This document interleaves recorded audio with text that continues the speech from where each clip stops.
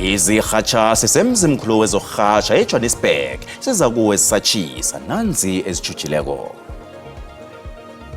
This is something we're going to continue to do all the time, to continue to work with churches in our communities. Isekela likaMengameli uPaul Mashatile uthi bazimisele bangurhulumente ukusebenzisana namasondo ukubuyisa isimilo esichabeni ngombana ilizwe liqalene neentshijilo eziningi ezinye zazo ezifuna umthandazo. Ingxaki esihlangabezana nayo i-one into edimentsene kunyuka kwamafutha. Labo kudu ka yona pasika yena ka baka la gore kgona go bya borotho tafoleng. Bekusiminyaminya esinganambono ngamanye wamarenke wamateksi namhlanje kuseni abantu bafuna liyo bajingele emakhaya nemasondweni langalegudi. In the prayer, we're also going to pray for hope. We're going to pray for the encouragement of people. We're going to lift up people in prayer. Umbhishophi weGrace Bible Church uthi abafundisi bangathuli babukela abantu batlhaga abasekime babasekele ubekhuluma enkonzweni yegudi.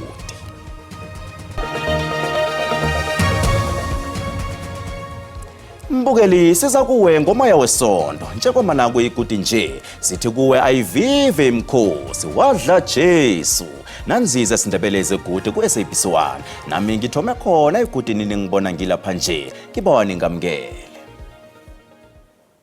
Isekela likaMengameli uPaul Mashatile uthi ihlangano yabo ivula izandla bona isebenzisane nanyana ngiyiphi ihlangano efuna ngohulumende webumbano. uMashatile ubekhuluma nababekindaba ngemva kwenkonzo yegudi ebeyisingethwe lisondo iUniversal Church of the Kingdom of God UCKG e-Ellis Park Stadium eJohannesburg. Inkulumo yakhe iza ngemva kokuthi ilunga le-AFF uNkululeko Dunga akhethwe njengosomkhandlu wezemali eGauteng. Lokho kuveza imibuzo emitsha ngokusebenzisana kwabo. Nabe kakhuluma enkonzweni ephasika uMashatile uthe iANC izimisela ukusebenzisana nenye ihlangano ezibophelele ekusebenzeleni ilizweli. Amezwi akhe la wakhuluma nje kunefuniselo ukuthi ihlangano lekungenzeka isebenzisane nezinye godi inhlangano ukudlula lezi ezikuGNU. All parties that are committed to serve South Africa and we will not discriminate. So if they engage us about other areas, we will look into that. Mashatile obejamela uhulumende enkonzweni le uthi ukuvela kwakhe lapha njengesimzamo kahulumende yokuqinisa ibambiswano namasondo. This is something we're going to continue to do all the time, to continue to work with churches in our communities. They provide moral leadership and work with us. Umbuthano wegudu uqalelela ukuqinisa imiphakathi nokuhlanganisa imindeni. Mashatile usebenzisa ithuba lokukhuluma ngokusebenzisana ngepolitiki nokubambisana nangale kwakahulumende.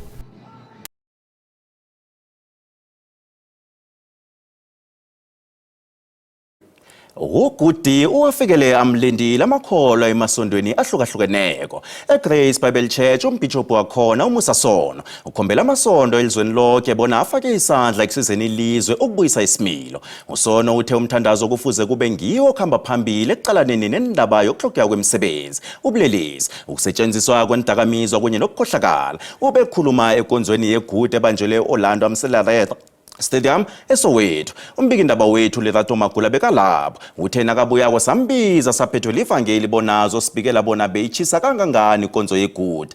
Lerato siyakulotshisa begudi siyakwamukela ke sesindebele nje ku-SABC1 ingakhe usihlathulele bona ukhambe njani Grace Bible Church begudi belicha kangangani ivangeli. Akwande bonke nababukeli emakhaya belichakhulu namhlanje stadium la bese khona bese Orlando Stadium kodwa nje sebizwa ngokuthi iOrlando Amstel Arena. Belichakhulu ke abantu bebafikile ke babuye endaweni ehlukahlukeneko.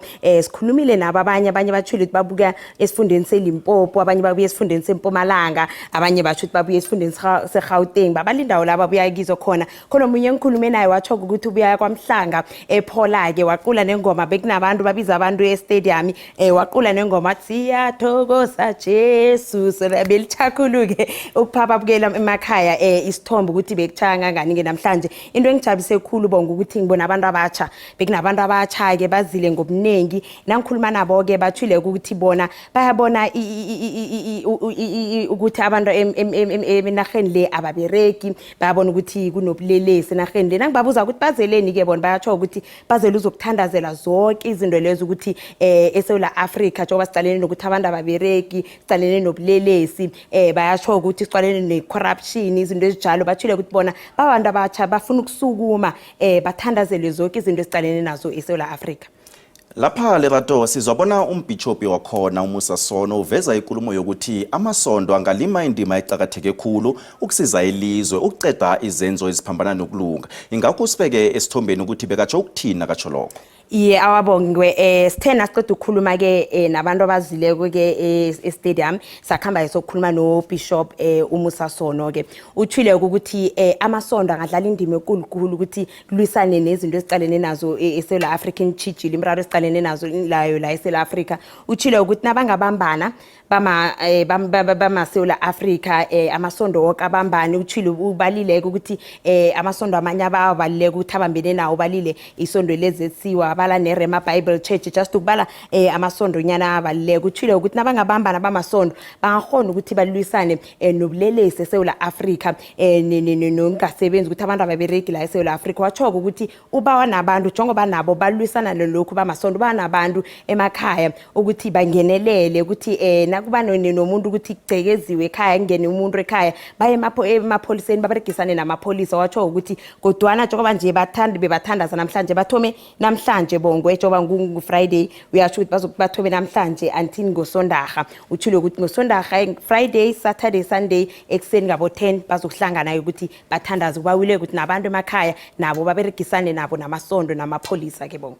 Maye Lerato sithokoza kangangani uthi ungakahlali naphasi uze la e-studio uzokhulumisana nathi usaphethwe namoya weguti nje siyakuthokoza. Thokoza bina bonke. Siyathokoza loyo mbikindaba wethu Lerato Magule bekade simthume eSoweto yasicalela bona liphempetha kangangani namkha umoya weguti uphempetha kangangani ngaphandle lapha. Inhlangano zepolitiki eParliament nazo zithumele imlayezo yegodi zakhuluma ngokubekezelelana endleleni nebumbano kuma-South Africa.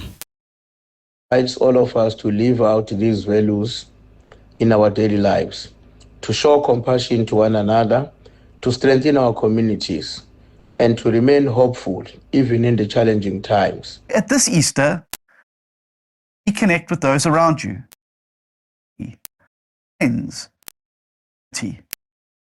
He calls on all communities to ensure that the period is by peace. Please, on the road, do not drink and drive. Or if you're a pedestrian, you are wearing, particularly at night. All Christians, please continue to pray for our country and its leaders. May this weekend be a reminder that from sacrifice comes strength and from hardships comes victory.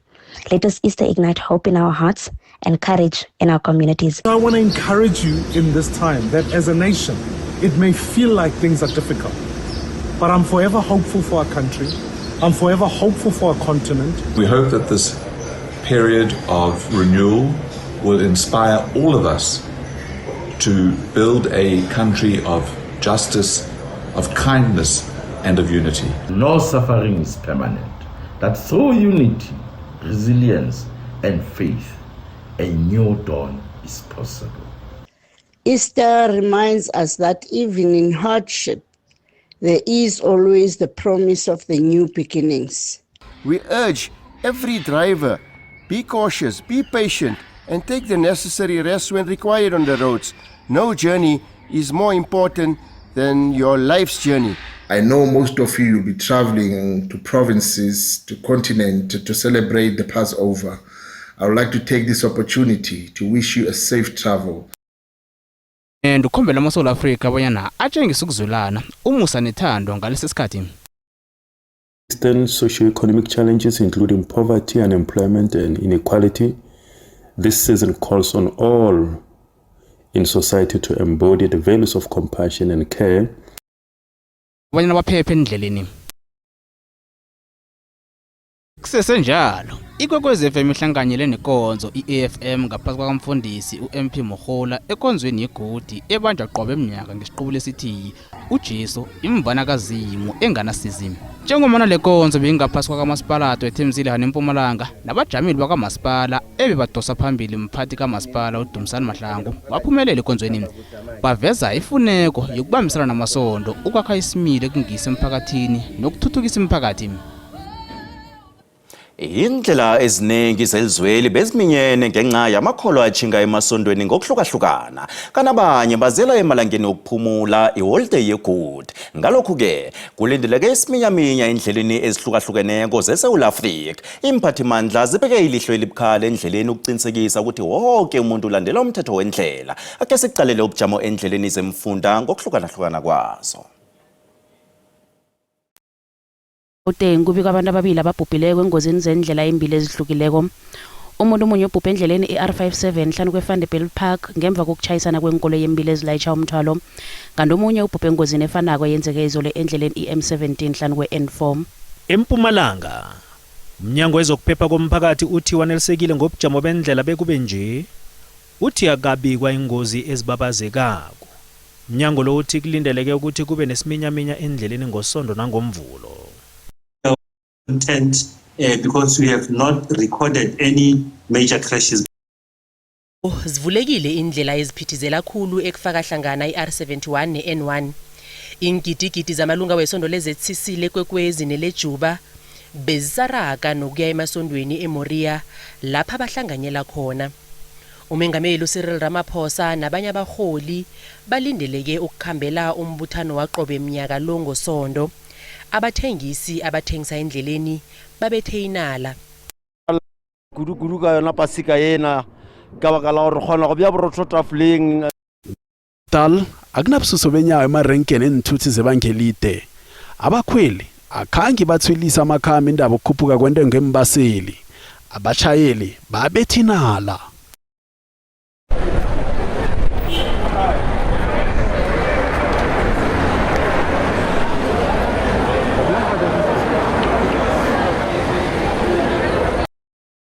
Apa bekutengwayi erenkeni yenthuthi zomphakathi iJoe Gqabi ePhilippi eKapa. Abashayeli benthuthi zomphakathi bathi basola ukuthi abakhweli abaningi ibathusile indaba yokukhwela kwentengo yembaseli.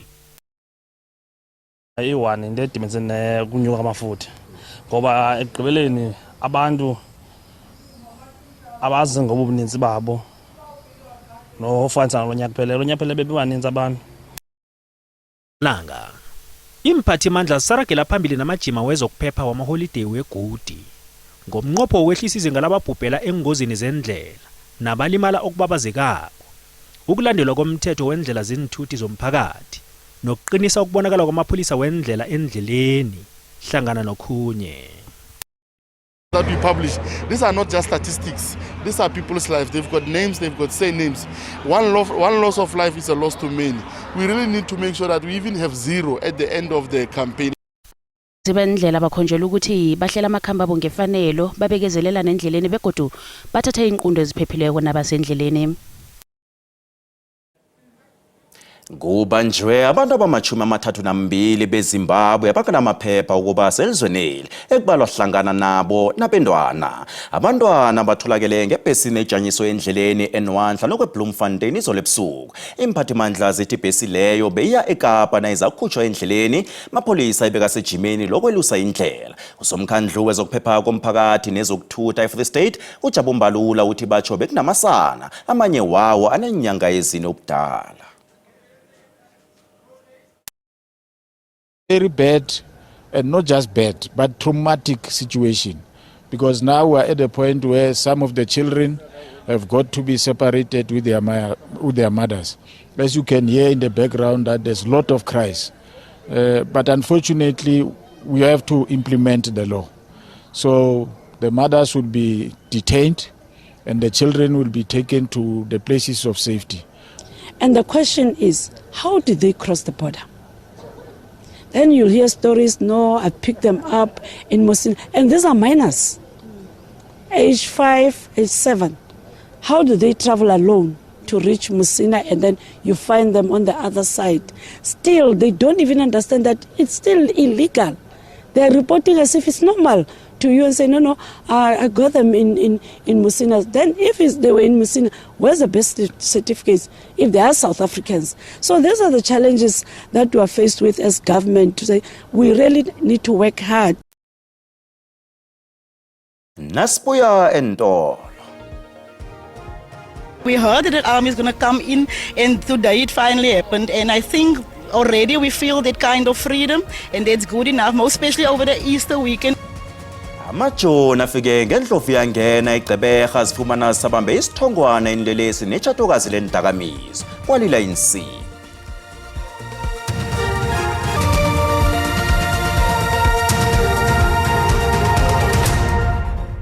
Sakwamukela esigabeni sesibili sendaba zesiNdebele ku-SABC1. Indaba ezinaziphundileko ziyatholakala kizo zonke inkundla zokuthintana. Uthi @SABC Zindaba. Ibutho lamajoni ngokusebenzisana namapholisa lifumene indakamizwa ama-Menrex, isango nemali engangemali ethunyekwe ngesitotutulwini eMpumalanga Kapa. Amajoni namapholisa bafike ngendlovu yangena eGqeberha bazithola zisaledlile inlelesi. Abalelwa emakhulwini amathathu amajoni athunyelwe eMpumalanga Kapa ebona bulelesi obukhulu obuqaliweko, bulelesi obuhleliweko, amagenge nenqhema zehlanganyela. Athome ngomsebenzi namhlanje ekseni ngokusetsha endaweni ezincane ehlagwini eGqeberha. Khonapho bekwabanjwa umuntu otholakele neentshumpa zama-Menrex nesango. Omunye yena utholakale nemali engangemali ayigondele ngaphakathi kwesiphatho esimalitha 5. Umphakathi uthabile. We heard that the army is going to come in, and today it finally happened. And I think already we feel that kind of freedom, and that's good enough, most especially over the Easter weekend. Amapholisa wesifundenesi ayakubuka ukufika kwamajoni. Another thing that we've also managed to do is to enhance the capabilities to gather information. And fortunately this time around, it is not only SAPS crime intelligence, but also the military intelligence that is also involved. Amanye amalunga womphakathi akhange afune ukukhuluma phambi kwekhemeri. Athi asaba ukuthi amajoni azokuba semva kwabo. Ngombana bathi ukuthunyelwa kwamajoni akusiso isisombululo, indaba isesimilweni. Ekhasini lethu leFacebook sibawa ukuthi uthumele umlayezo wakho eGood nakuyalandela.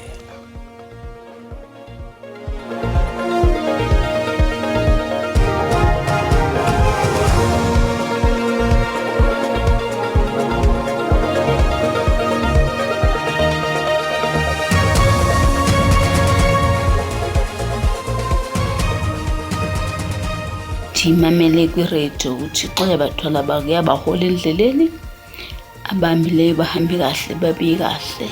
Abaye emasondweni bachayele kuhle, bangachayeli bahamule namkha basele utshwala. Hayi ndiyanga ecaweni nomsasazi sinematch enkulu. Udibene ezemidlalo apha.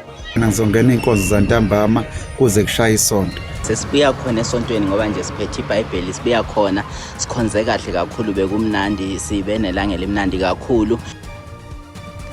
Eqinisweni besibawe bona abantu bambatha ijinifomu yesonto babonakale ukuthi basegudini. Umbono ngeumbukeli. iSABC izokuthwasa umlando wokuziphendulela kombono umbukeli.